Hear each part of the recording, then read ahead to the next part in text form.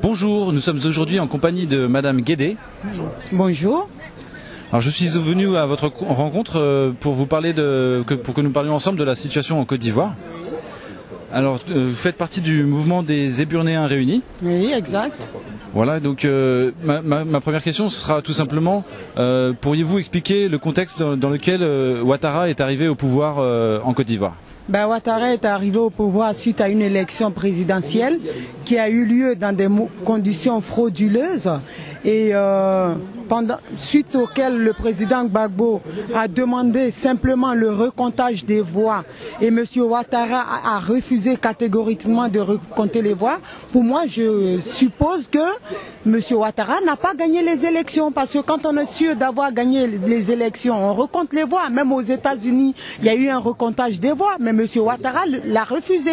C'est qu'il n'a pas gagné les élections et c'est la France, la LICON et la communauté internationale, suite à la guerre qu'il a mise au pouvoir. Donc c'est pas le choix du peuple ivoirien. Voilà. D'accord.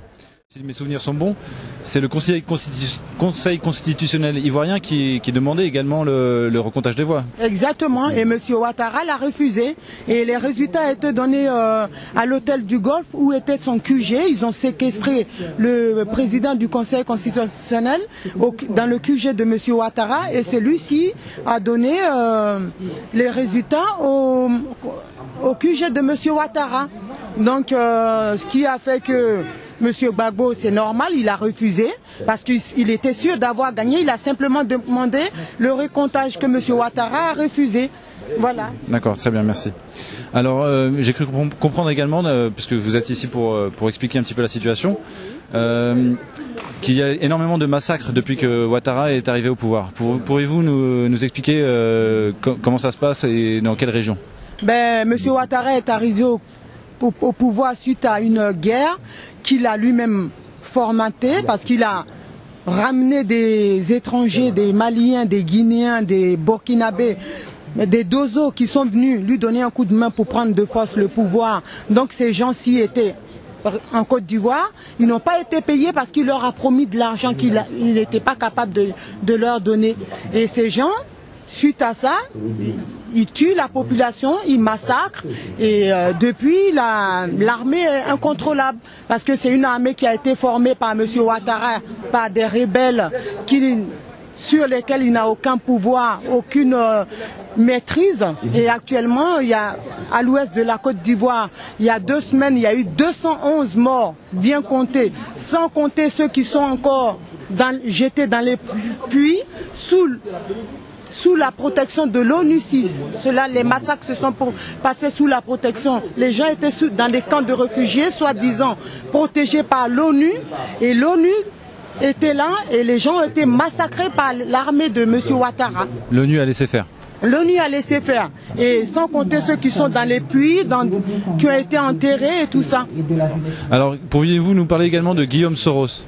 Guillaume Soros, c'est le chef rebelle. Donc depuis 2000, Guillaume Soros était au Burkina, au Mali. Ils avaient leur QG là-bas. C'est M. Ouattara qui finançait la rébellion. Et la Côte d'Ivoire était agressée déjà depuis 2000 et personne, la communauté internationale n'a rien dit. Ils ont laissé faire parce qu'ils voyaient que leurs intérêts. Ils ne pensaient pas aux populations. D'accord. Et depuis, Guillaume Soros, qu'est-ce qu'il est devenu? Guillaume Soros, il a été pour échapper à la condamnation parce qu'il y a une plainte qui a été portée au tribunal pénal international. Pour échapper à cela, il est actuellement président de l'Assemblée nationale de Côte d'Ivoire pour qu'il puisse garder l'immunité parlementaire. M. Ouattara était obligé de le nommer. Il n'a pas été voté en plus, il a été nommé parce que M. Guillaume Soros menaçait de balancer M. Ouattara au TPI si jamais on le traduisait au TPI. Et donc il était, pour qu'il se taise, M. Ouattara était obligé de le nommer président de l'Assemblée nationale. D'accord. Alors, les massacres, vous avez parlé de dernier massacre qui a fait plus de 200 morts. J'aime pas trop compter le nombre de morts parce que ça fait un petit peu boutiquier sur des choses qui sont horribles. Mais pour que les gens se comprennent, à peu près combien de personnes ont été massacrées et dans quelles conditions? Ils sont arrivés la nuit dans les camps de réfugiés qui étaient sous protection des organismes internationaux. Et ils sont arrivés la nuit, ils ont mis du feu dans les camps. L'ONU n'a pas bougé d'un pouce, l'ONUCI non plus. Soi-disant, ils étaient là pour protéger et ils ne sont pas là pour entrer en guerre contre l'armée de Ouattara. Donc ils étaient là pour protéger. C'est pas le premier massacre qu'il y a depuis que Ouattara... Le premier massacre, ça c'est le deuxième. Le premier, il a eu plus de 1000 morts déjà. Et le deuxième, il y a plus de 200 morts. Plus même. Là, actuellement, les chiffres qui sont... On est en train de les recompter là. On est à presque 600 morts là actuellement pour le deuxième massacre. Et ça a lieu dans quelle région? À Diokoué. C'est-à-dire c'est au nord, dans l'ouest? De la Côte d'Ivoire. Et c'est une zone, c'est une population, Diokoué, moi je suis de Diokoué exactement. C'est une population qui est pro-Gbagbo. Donc Ouattara se venge contre cette population parce qu'ils ont voté pour Gbagbo. Donc c'est des représailles contre ce peuple-là. Et actuellement, il y a des massacres, il y a des crimes. Les gens, l'ONU dit rien. D'accord.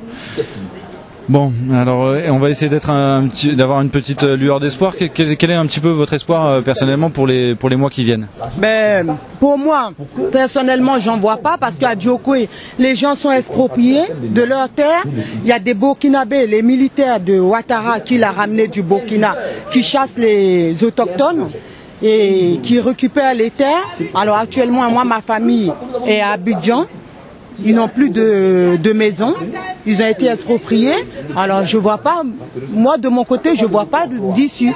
Et quand M. Ouattara parle de réconciliation, il ne peut pas avoir actuellement le fils du président Gbagbo est en prison. Pourquoi? Parce qu'il est le fils de M. Gbagbo. Et on ne peut pas parler de réconciliation tant qu'il y a des gens qui sont enfermés en prison pour rien parce qu'ils sont pour Gbagbo ou parce qu'ils sont pour M. Gbagbo. On ne peut pas. Là actuellement, tout le gouvernement Gbagbo est en prison.